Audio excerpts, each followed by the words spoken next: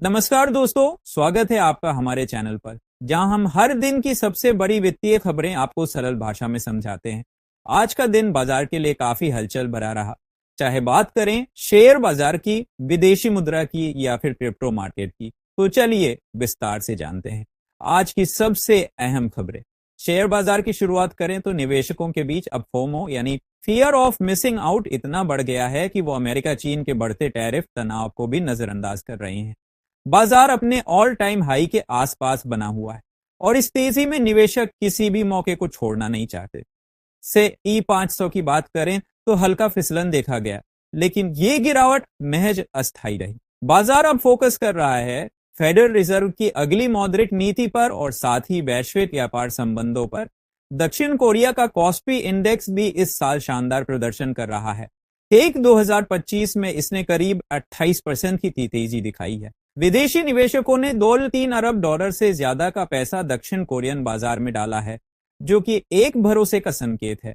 अमेरिकी बाजार में एक और जहां डॉव जोन्स में उछाल देखने को मिला, वहीं नास्डैक थोड़ी कमजोरी के साथ बंद हुआ और इसका कारण रहा सीनेट का ट्रंप टैक्स बिल पास करना। आईपीओ मार्केट भी इस बार गर्म है। सिर्फ इस साल की पहली छमाही में 142 कंपनियों ने लिस्टिंग की है और बोर्ड 19 2 बिलियन से ज्यादा का फंड जुटाया है। ये दिखाता है कि निवेशकों में नई कंपनियों को लेकर उत्साह बना हुआ है। उधर डॉलर इंडेक्स भी 2022 के बाद अपने सबसे निचले स्तर तक फिसल गया।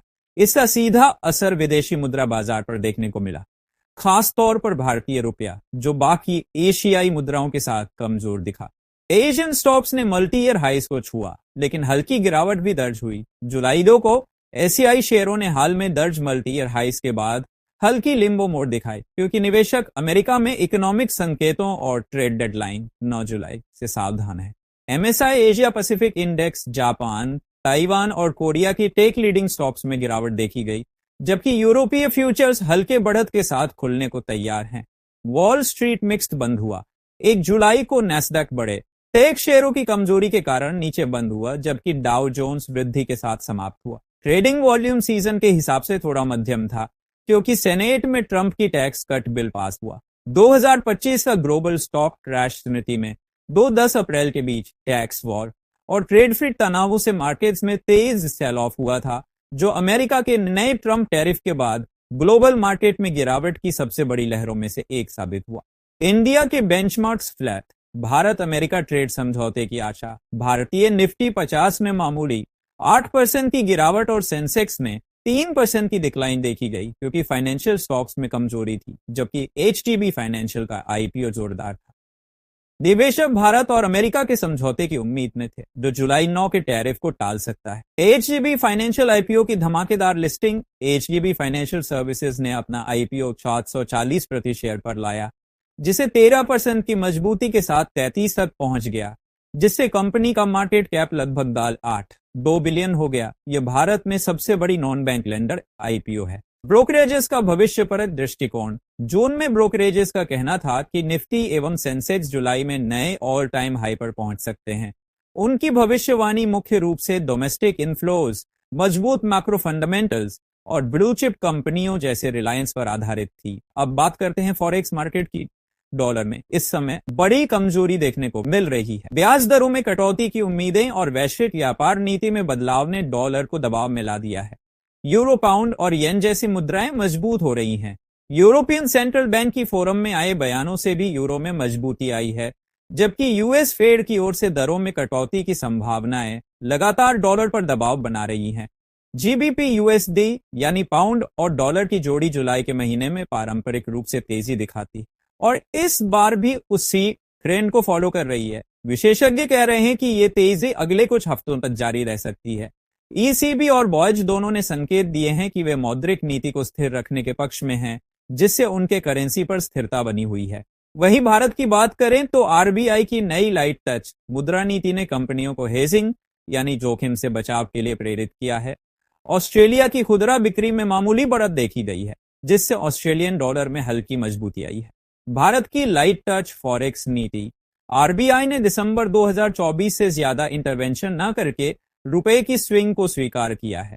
इससे डेली वॉलेटिलिटी लगभग 3 गुना बढ़ी और कंपनियों ने निर्यात आयात में फॉरवर्ड कॉन्ट्रैक्ट्स के जरिए हेजिंग बढ़ाई है, एक समृद्ध रिस्क मैनेजमेंट संकेत। यूएसडी इन में गिरावट का कारण। 2 जुलाई को रुपए में 2% की गिरावट हुई। इसका मुख्य कारण मजबूत डॉलर इंडेक्स था, जो यूएस में मजबूत अर्थव्यवस्था और रेट कट एक्सपेक्टेशंस पर आधारित है। 9 जुलाई की ट्रंप टैरिफ डेडलाइन भी इसका एक कारक है। तत्काल फॉरेक्स एक्सपेक्टेशंस, एक महीने के एनडीएफ डेटा के अनुसार रुपए की प्रवृत्ति लगभग 85, 62, 85, 64 के बीच रहने की उम्मीद है। ट्रेडर बोका समर्थन और प्रतिरोध स्तरों को देख रहे हैं, जबकि ट्रंप ने 9 जुलाई की डेडलाइन से इनकार किया है। पूर्व दिन की रूपी दिशा 1 जुलाई को ₹85, 52 पर बंद हुआ और अमेरिकी डॉलर इंडेक्स 96, 37 पर था, जो 3-5 साल के निचले स्तरों के निकट था। इसकी वजह यूएस फिस्कल और ट्रेड नीति से जुड़ी अनिश्चितताएं थीं। अब बात करते हैं क्रिप्टो करेंसी की, जहां हलचल तेज है लेकिन दिशा थोड़ी अनिश्चित। बिटकॉइन इस समय 107 के करीब ट्रेड कर रहा है, लेकिन बाजार में गिरावट का रुख बना हुआ है। कारण है वैश्विक बाजार में व्यापार तनाव और सेक द्वारा क्रिप्टो ईटीएफ पर दिए गए नए दिशा निर्देश। क्रिप्टो मार्केट में इस समय एक और चर्चा का विषय है एक्सआरपी यानी रिपल। बड़े इन्वेस्टर्स लगातार खरीद और बिक्री कर रहे हैं, जिससे बाजार में वोलेटिलिटी यानी उतार चढ़ाव बहुत ज्यादा हो गया है। इसी बीच एक नया मीम कॉइन मेगा कॉइन सुर्खियों में आ गया है, जिसने सोशल मीडिया पर हाइप क्रिएट कर दिया है। हालांकि इसकी वैल्यू अभी स्थिर नहीं है, लेकिन लोग इसमें निवेश कर रहे हैं। एक चौंकाने वाली खबर यह भी रही कि VMNR नामक एक क्रिप्टो फर्म के स्टॉक में 514% की वृद्धि दर्ज की गई। यह दिखाता है कि इस मार्केट में कभी भी कोई बड़ी हलचल हो सकती है। दुर्भाग्यवश 2025 की पहली छमाही में करीब $5 बिलियन क्रिप्टो स्कैम्स और हैक्स के जरिए गंवाए जा चुके हैं। यह आंकड़ा चौंकाने वाला है और बताता है कि सावधानी सबसे जरूरी है। टोकनाइज्ड स्टॉक्स का चलन भी तेजी से बढ़ रहा है।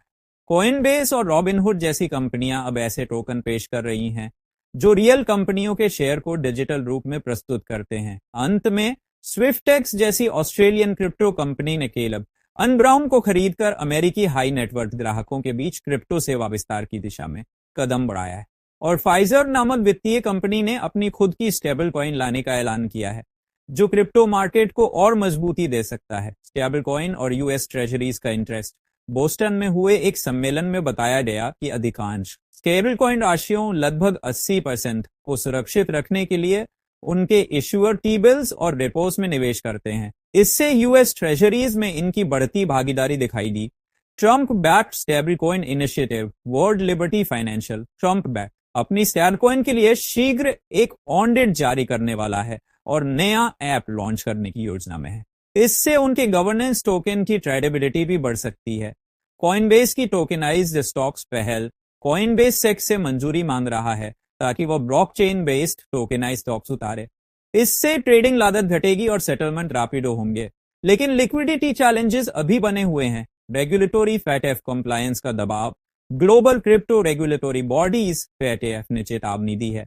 138 में से केवल 40 देश कंप्लायंस में हैं। 2024 में आपराधिक क्रिप्टो फंड ट्रांसफर्स 51 बिलियन तक पहुंच गए, जिसे नियंत्रित करना जरूरी बताया गया। तो दोस्तों, ये थी आज की स्टॉक, फॉरेक्स और क्रिप्टो मार्केट की प्रमुख खबरें। उम्मीद है आपको ये जानकारी पसंद आई होगी और आपने इससे कुछ नया सीखा होगा। अगर वीडियो पसंद आया हो तो लाइक और शेयर जरूर करें और ऐसे ही आर्थिक अपडेट्स के लिए चैनल को सब्सक्राइब करना ना भूलें। धन्यवाद।